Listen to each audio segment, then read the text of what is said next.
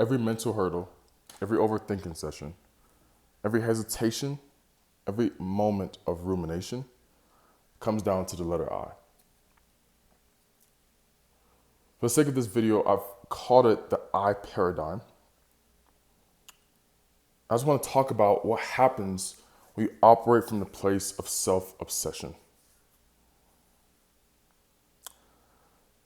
All of us have seen or been in situations where it comes down to us taking to the moment before we take action specifically, right? Whether it's a text you want to send to somebody specifically, whether it's a crush or a friend, or a moment of friction where it's something that just feels a bit uncomfortable.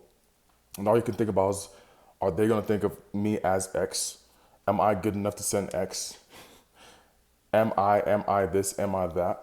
All right, you're about to walk into a gym, right? And all you can think about is, will these people judge my form? I'm not going to drop a weight on my head. You pick up the phone to call a lead, and all you can think about is, what if I don't have the answer that they need? What if they think I'm stupid? And then for some of you guys, what if you're hovering over a job application, you're trying to make sure it's the best application you've ever written, you need the job, you need it so bad. Have I sold myself enough? Have I talked about myself enough correctly? Will they think of me as X? Am I good enough for this job even? Do I have enough good referrals? I hope you see the pattern. But the pattern is I. Whenever there's moments of friction, mental friction, I. Will I look dumb? Will they like me? Do I smell okay? Am I starting it? Am I smart enough? Look, I is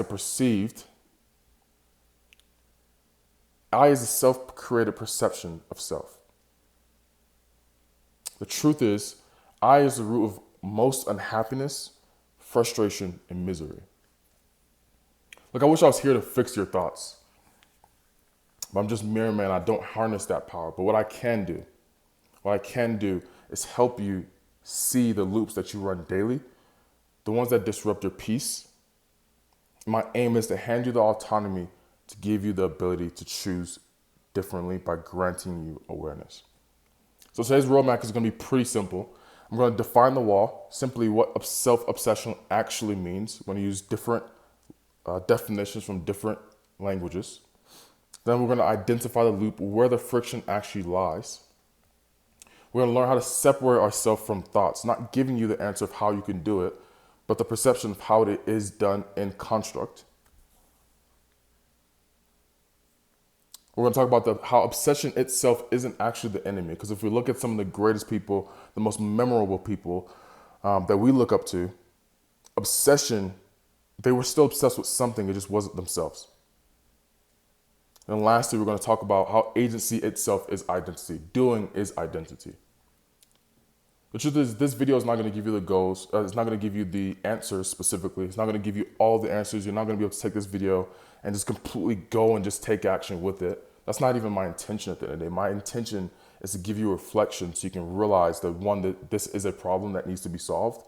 And once this problem that is solved, you can have the ability to have peace of mind and a calm, cool, collected life. Not because things won't pop up, not because things won't show up, because you have the ability and the mind and the frame to look at things differently. So let's go ahead and start. When we look into the word self, the plain meaning obviously just means your own or the same you, all right? But the Hebrew meaning is mentioned as nefesh, all right? It's breath, it's soul, it's a living being, the alive you currently right now, today, okay?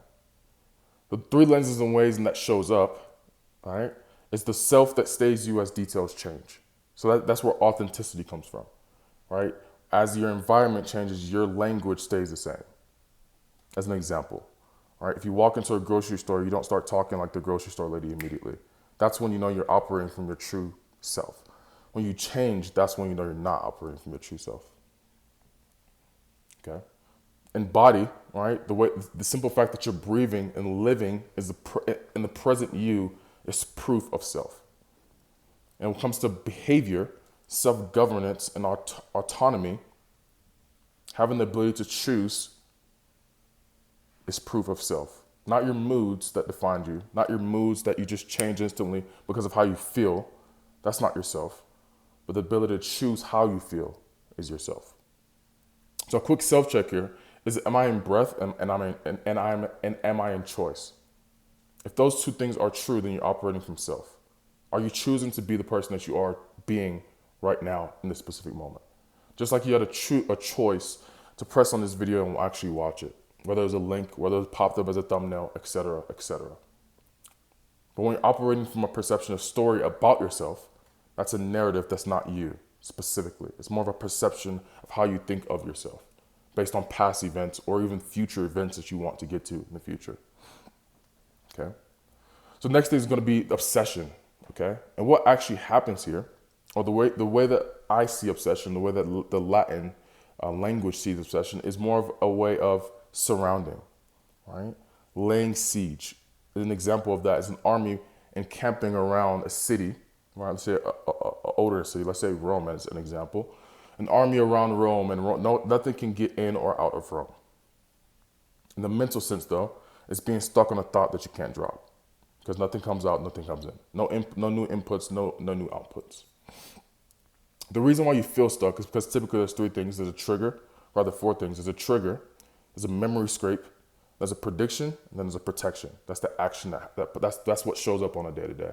The trigger typically happens when there's friction, or when it's time to act, it's time to text, it's time to knock on the door, it's time to submit the application, it's time to talk on stage, and all of a sudden you have gut feelings, right?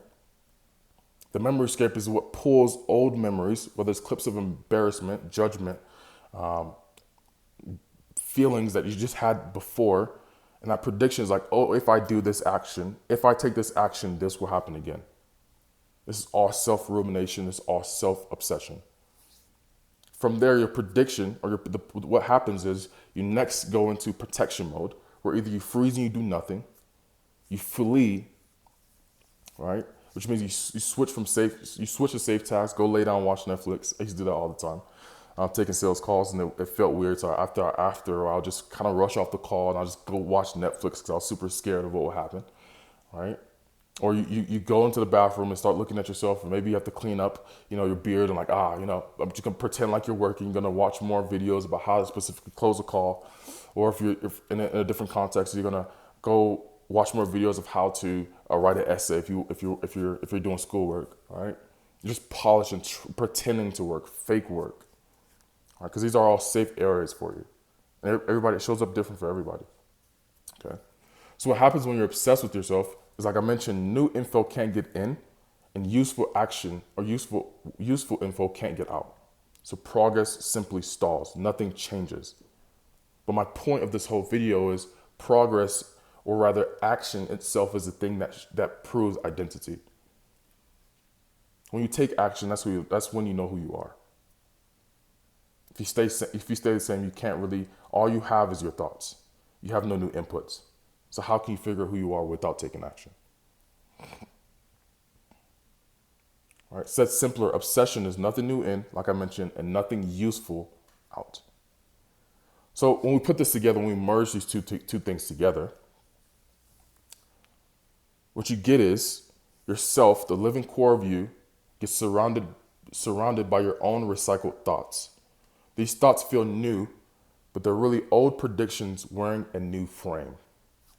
What it does is it stops you from letting reality update you, and because of that, you stop letting action represent you. Let's double tap into that for a second.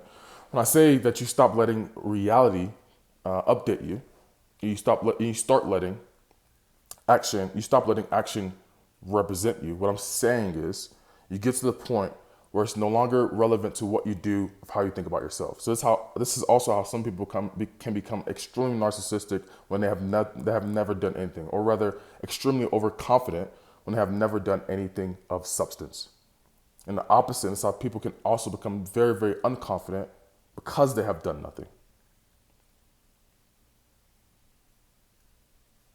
So what happens is the I loop gets louder and louder and louder, and time just disappears and dissipates.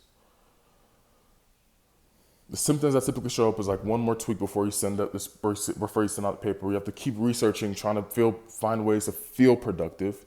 and waiting to feel ready as the day passes. And all of a sudden you notice it's 10 o'clock at night and it's time to go to sleep. But all you do is replay past comments like they're current facts over and over and over again. And this doesn't show up in a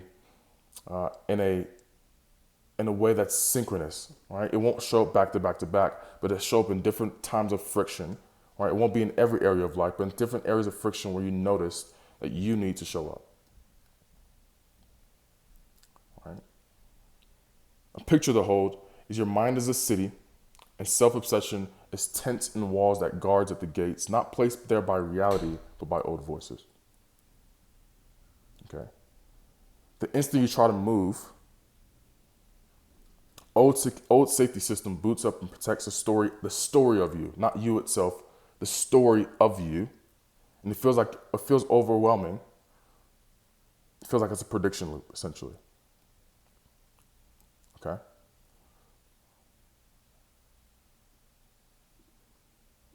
Okay. Laptop almost died. So basically what I was saying was it feels like overthinking, but really it's just a prediction loop. Right? And this four-step loop typically shows up like this. Like I mentioned, the trigger, the memory scrape, the prediction, and then the protection. All right? My biggest thing here is it's not laziness specifically. Right? It's a system trying to keep you safe from perceived pain. Perceived pain, not actual pain. Perceived pain meaning it's coming from past. All right? So what this looks like in real life, and I won't go over all of these examples. I'm going to go over my specific example for this specific video as well too though. In work and school, you keep rereading the email, you keep rereading the assignment brief, right? And you just close the tab, like, screw this, fuck this, all right? Or in the flee scenario, you reorganize your thoughts over and over again. Let me just make coffee. Oh, this because I don't have that playlist on. That's why I can't work right now, all right? It's because I'm not watching Netflix at the same time. So if I don't do that, typically I don't work well. All these excuses. When it comes to the polish scenario, you rework the slide, you rework the presentation for 40 minutes. You change the color, change all these minute things, but you don't even touch the actual content of what you're trying to do. And just to give you context about my specific scenario, when it came to creating this video, I reworked this PowerPoint, or this document 50 times. I retouched it, I froze, and I stared at this document for hours, all right? I put on a YouTube video because maybe I'll get inspiration from that YouTube video if what I do is I simply, try to get some creative ideas from somebody else, right? It still shows up, it could show up, it's not if it shows up or if it doesn't show up, it's how much does it show up. For me, it doesn't show up as much. It still allows me, it prompts me to take action. I still do the things I need to do, but does it take it longer? Does it take longer for me to finish the thing I said I was gonna do? Absolutely. All because all I was thinking about was man, I don't want to embarrass myself. I want to make sure that I come off as very, very smart. I want to make sure that I come off as very potent. And even that this specific video where I just messed up because my computer was about to die, I feel like, oh man, this is very, very unprofessional. I'm embarrassing myself. Meanwhile, there's people out there getting paid off wiping Nutella over their whole body and saying stupid stuff. This is the context and the paradigm in which we're living in.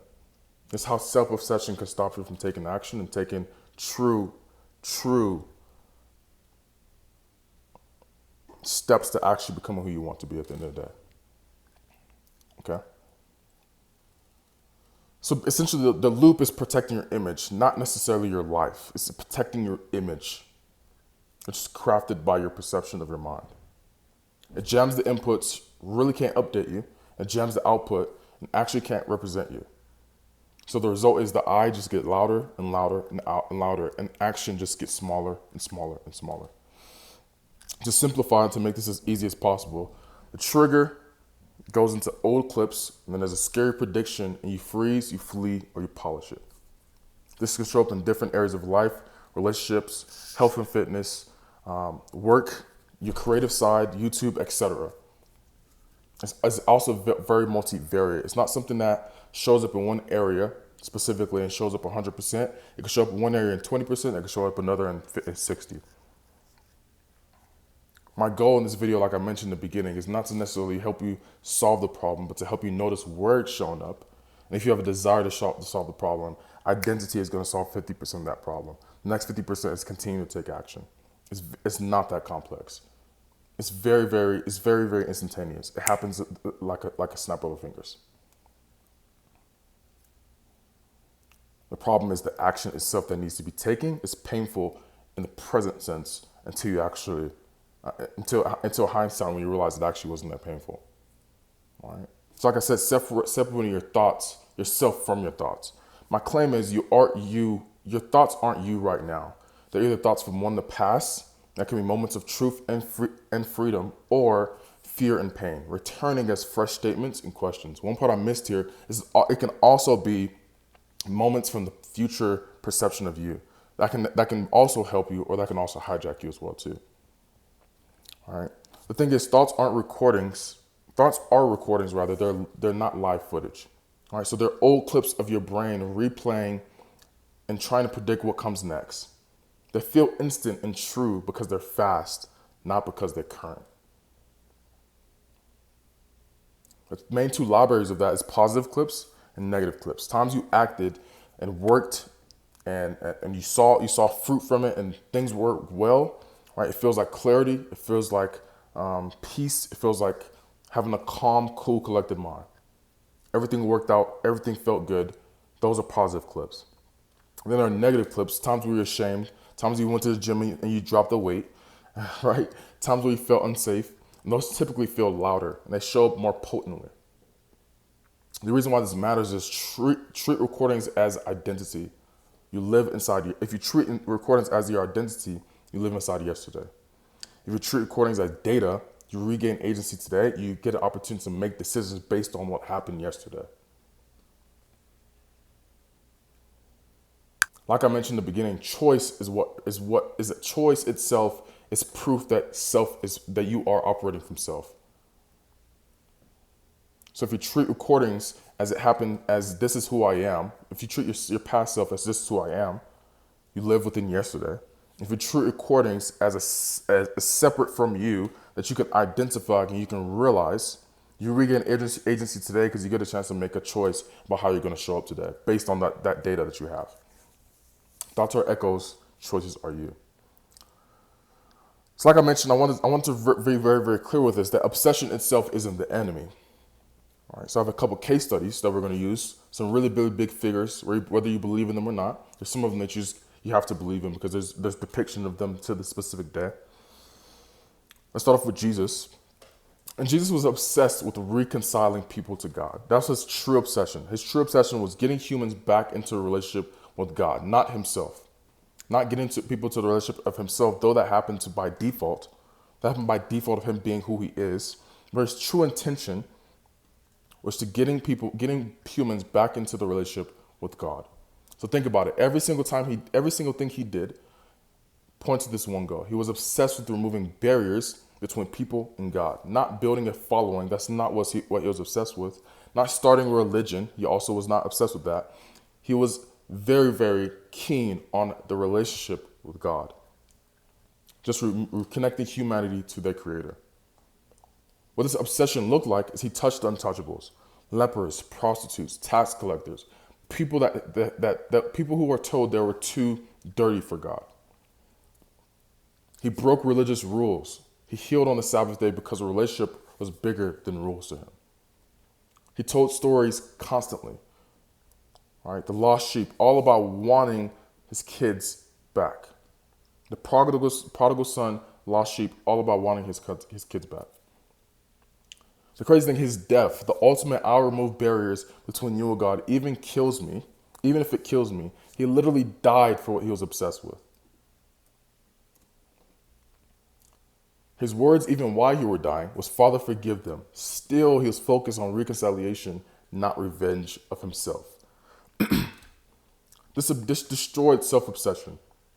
His entire identity was being the way to the Father, not being important himself. Every miracle, every teaching, every moment pointed from him and toward the relationship with God. When you're obsessed with connecting with others, what about me disappears? There was no I in Jesus' relationship, in Jesus' time on earth. Let's go into Martin Luther King. This may be a bit of a different frame. Obviously, Martin Luther King's his obsession was bigger than just his kids or his children living free. It was for the mass majority of black or colored individuals. But his actual obsession was for his 4 kids being judged by character, not color. And in this context, kids can be general. Kids doesn't have to be necessarily his own fruit, I guess we could say in this context. This context, when we say kids, we're talking about people that were younger than him that he knew would come and grow up in a world where people were judged on character and not color. The "I have a dream" speech wasn't abstract, right? It talked about how his 4 little children, the one day live in a nation where they will not be judged by color of their skin, but by the content of their character. Essentially, that's a father talking. That's personal. He took it personal. But he didn't take it personal to the extent in which it was about himself. He took it personal to the extent in which it was about other people external of him. The love for his children, the love for people of color is what he was obsessed with. What that obsession looked like, and I'm not going to go through all of these, but he chose jail over bail.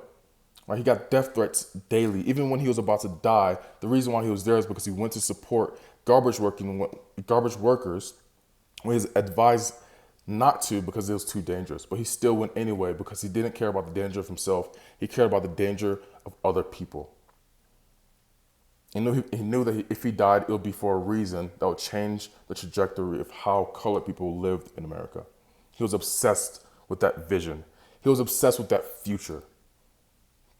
If you break that down into the most minute, and we dilute that to the reason in which and what he was obsessed with, he wasn't obsessed with the present him.